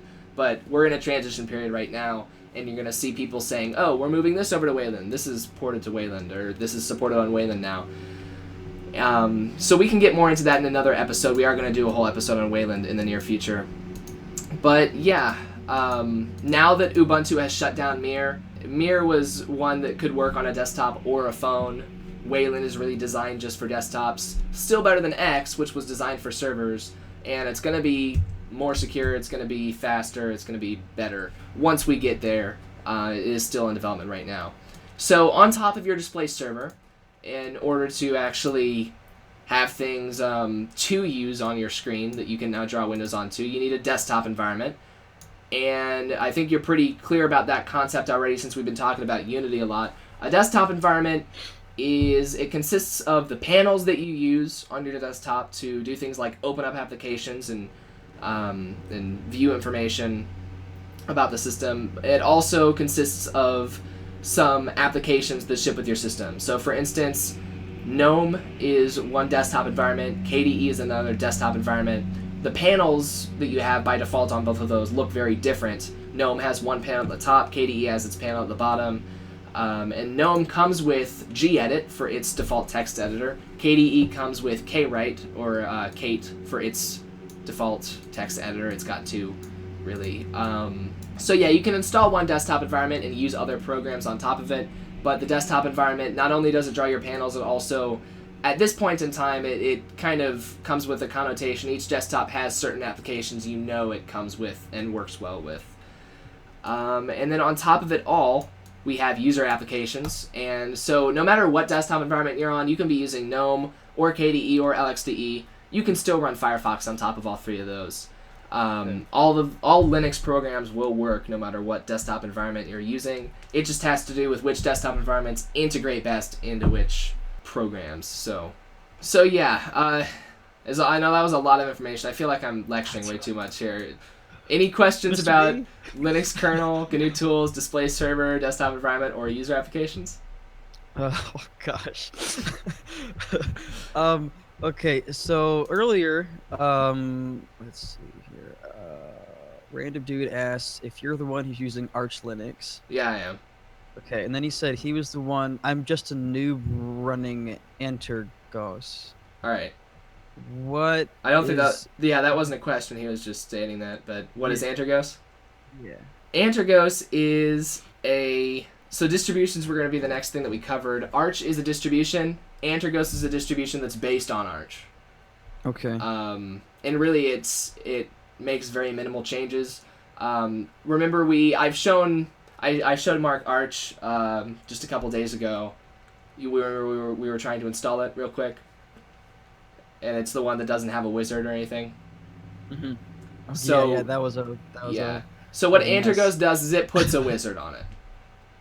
So that way you can use Arch without having to go through all the terminal setup stuff. That sounds awesome. I would love that. Yeah, I definitely try it out because it really does make things easier. And then after you get it installed, it gives you a graphical package manager. But then when you do things in the graphical package manager, it actually shows you the commands that you would have to run if you were doing it in the terminal. So what I did was I used Antergos for like a year, and then after a year I was like, oh, I've been using this for so long, and even though I've never typed any of these commands, I've seen them so often, now I know how to do it just typing them. Okay. So yeah. Yeah, it was fun doing the manual way, just normal Arch. It was really interesting to see that. I've never installed an OS without a wizard. Yeah. So just going through it command by command, that was really cool. But to see, I would like to do it side by side. Mm. That would be really cool to see the wizard do it. You can see what and then do it manually and just see how it works see what things correspond to between the wizard and the commands. That would be really, really cool. I'd like to do that. Mm-hmm. So yeah, Linux distribution is a distribution consists of a copy of the kernel and the GNU tools, and usually it comes with a specific desktop environment that the distribution endorses or recommends that you use. Most distributions come with a set of pre-installed applications, and a Linux distribution, in order to call it a distribution, it usually forms a cohesive user experience. So like Ubuntu is a user distribution, Fedora is a user distribution, Arch, or a Linux distribution. Arch is a distribution, OpenSUSE is a distro, and each one comes with different default applications. Each one comes with a desktop environment. Now, you were getting a little confused in the past week about what the difference between a distribution and a desktop is. Yes. So the desktop environment is the people who make the desktop environment are responsible for writing the programs that you use with the desktop environment. So like the KDE desktop environment is what I'm using. It's got a start menu in the bottom left. So whoever writes KDE, they actually write the code to make the start menu. The distribution that I'm using, Arch, what they do is they take KDE, they package it up, and they make it easy for me to get. So I download the desktop environment from my distributions repositories. That's how it works. So that the reason it gets a little confusing is because you have like Ubuntu until very recently had the Unity desktop environment, and you didn't really see Unity anywhere else. It was only on Ubuntu. Gnome is a better example of a desktop because you can get Gnome on Ubuntu, you can get Gnome on Arch, you can get Gnome on OpenSUSE. But then there are some specialty desktop environments that are still around. Elementary OS you'll be using very soon, and that comes with its own special desktop environment called Pantheon. You don't really see that on anything other than Elementary. So it really just depends on the desktop environment, how many different distributions use it. Okay.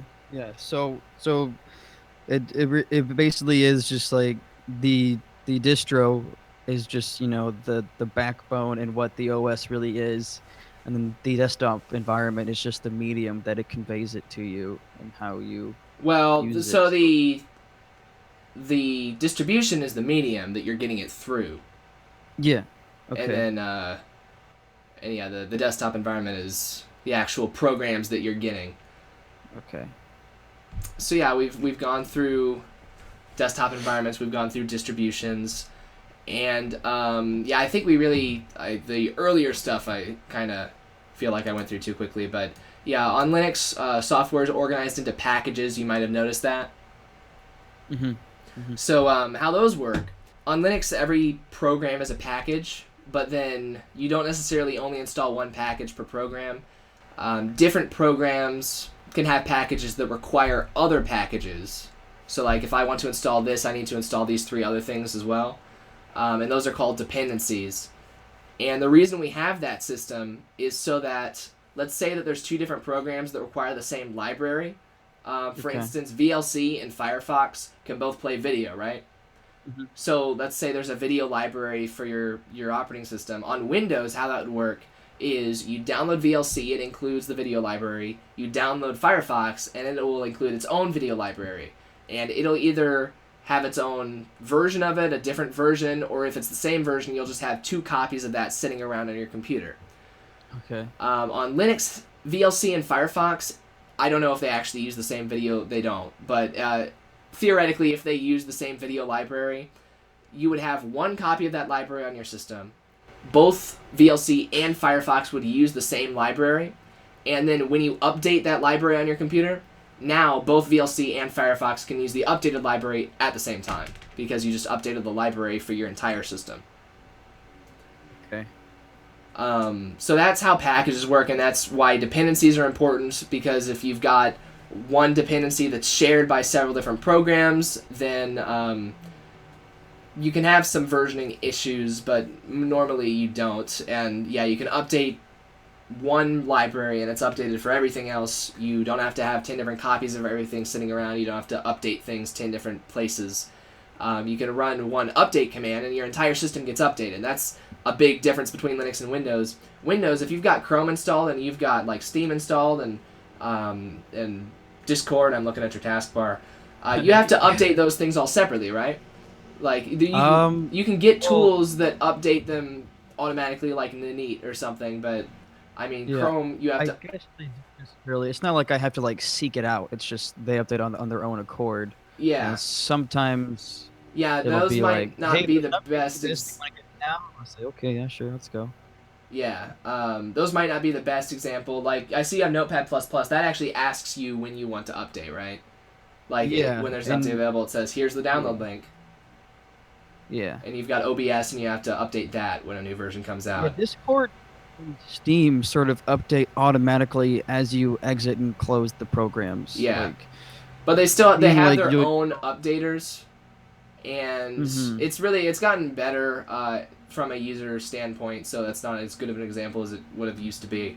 Because like Chrome auto updates, Steam has pretty seamless updates. Yeah, I'll just say, would you like to restart Steam now to update? And Yeah. you can even like you can still have a game running as it restarts, which is Well, really that's because cool. the game isn't Steam, Yeah, but but it's just still really nice. And then Discord, just does it on its own accord. well, that's Like because it'll Discord is a web app. That's actually not a native yeah, program. it'll just be like there'll be like about a thing just like I don't know where it says, hey, these are new features. Like, oh, I didn't know it updated. Cool. And Yeah. then it'll just be there. Well, on Linux, you don't have to have Chrome update itself and Discord. These are the worst examples. I'm going to use so OBS and Notepad++. If you wanted to update those two things, you'd have to open up one. It would give you the update, install that. Open up Notepad++, give you the update, install that. Linux, you can open up a terminal, run your update command for whatever distro you're using, and that's going to be different based on different distributions come with different package managers. So that was one of the things we learned in class the other day is, Debian and Ubuntu use apt or aptitude, and then or apt-get was apt-get and aptitude have both just been replaced by apt. So just in case you come across any old documentation, but Fedora uses DNF now, and Arch uses Pacman. So different distros use different package managers. And so you run your one update command for whatever package manager you have. All of your programs get updated because even if it didn't come with Linux, even if it's a third-party program, you install it, if you're doing it the right way, you install it through a repository so all of your different repositories can get updated at once. And a repository is sort of like a catalog for an app store. You can have different catalogs that all feed into the App Store would be your package manager. But you can pull down software from different places. Your distributions repository is where you get most of your software. But like Google has their own repository just for Google Chrome. Because Chrome is proprietary, it's not included in Ubuntu's repository, but you can install Google's repository. And that way you get updates when you update the rest of your system with your package manager. That sounds really nice. Cool. So yeah, random dude asked Jacob GTK or QT. So what those are they are toolkits for writing programs. So GTK, I think, stands for GNOME Toolkit, and that is the one that is definitely used by GNOME and the GNOME programs. Qt, that is used by KDE programs, and those are the big names behind them. If you're talking about GTK programs, you're probably a GNOME user, and if you're talking about Qt programs, probably a KDE user. That's not a hard rule, but that's just the tendency.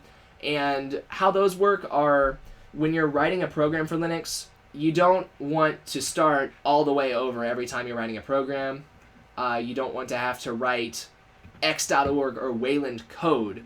You don't want to have to write Wayland code when you're writing a program.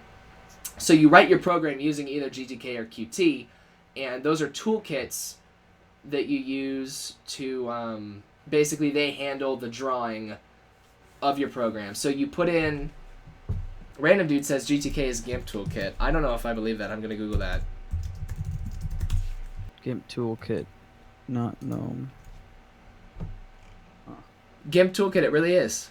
Alright, so GTK was originally developed just for GIMP, and then later made its way into GNOME's default toolkit. That is really interesting. I had no idea. That's really interesting, because like I said, GTK is used by all of the default GNOME applications, but yeah.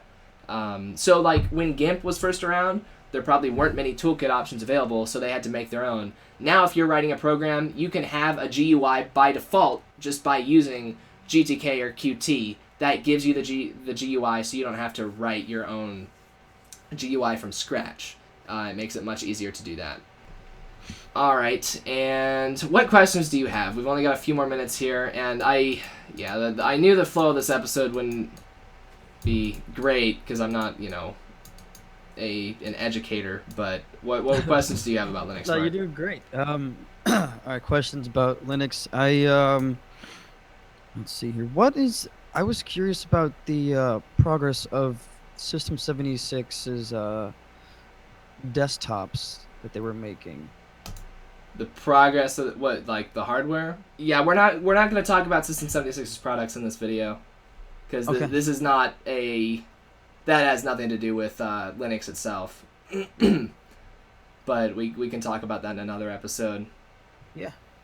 Unless were you just asking like how they were doing with the products? Yeah, I was just curious of how long do you think it would be until they were on like on sale. Like, Oh yeah, in, probably a few years, in but yeah, consumers. that Oh, doesn't really? have anything to do with Okay. All right. Linux itself. Yeah. So, God, 2 minutes here. Any other questions? Last minute questions? No, I think I'm good. All right.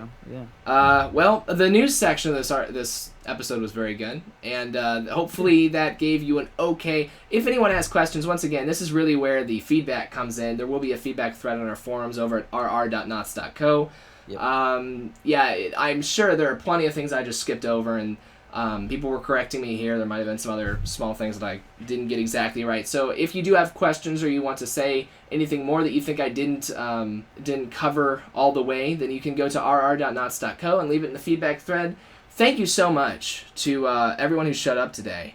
Random Dude in the chat room. We had Raviola, and there were some other people on other websites. And yeah, we just had a technical difficulty. That will not go in the blooper. Oh, I don't think we're going to do the blooper reel, but that's why you need to be a Nerd on the Street Nerd Club member so you can see the full thing. Yeah. I'll have to think about the blooper reel. I'll get back to you on that one. But yeah, thank you guys so much for showing up. I know this was a bit of a rocky start. We are still figuring things out with this show. We had a test episode, but we're still going to be figuring things out these first few weeks. But yeah, I'm really excited about it. I think it went well. And like I said, next week we'll be more balanced between the time that we give all the different news stories. We just had a couple big ones we wanted to hit this week to start off the show. So yeah, Mark, where can people go throughout the week to find you if they want to watch you doing some game things? Me? Yeah. Oh my. Well, most of my internet presence is on Twitter, Snapchat, and Twitch.tv. That's where I do streams of games and things like that, and different books. Twitch.tv/It's McDoodly. And then on Twitter, it's the same. It's McDoodly. And then Snapchat is the.McDoodles. I will. Should I post links to that into the Nerd on Street chat? Yeah, I mean, you can go ahead and do that. I'll also, of course, put you on. I'm sorry. I'm having technical difficulties now. I'll put those in the feedback thread as well for people to find. Yeah. Yeah, you can find me throughout the week at JacobGKU on Twitter. Or at nerdonthestreet.com. You can see all of the cool videos that I'm making. I am still working on one of them. Then rotoscoping. Rotoscoping's never a good idea, Mark. If anyone ever tells you need to rotoscope this video, tell them no, it's not worth it. I will fight them. It's not worth it. Just re-record the video, for darn sake. If it's an unboxing, put it back in the box and re-record the unboxing because it will be quicker than doing a rotoscope. All right, so I'm gonna go ahead and leave it at that. Yeah, Random Dude saw some of the posters I got hung up on while I broke the veil of professionalism here with my How green could screen. you? That'll be cut out. But yeah, so much for no editing, right? No, there will be light editing. There will be light editing, just not heavy editing. But yeah, thanks guys so much for showing up. We do need to roll for this week, but show up again next week. The show is going to continue to improve. We'd love to have you guys along for the ride as we do it. And it will continue to improve just like Linux. Hey, look at that. Hey, double name of the meeting. Right. Yeah. So thanks so much again, and we'll see you guys next week. Goodbye.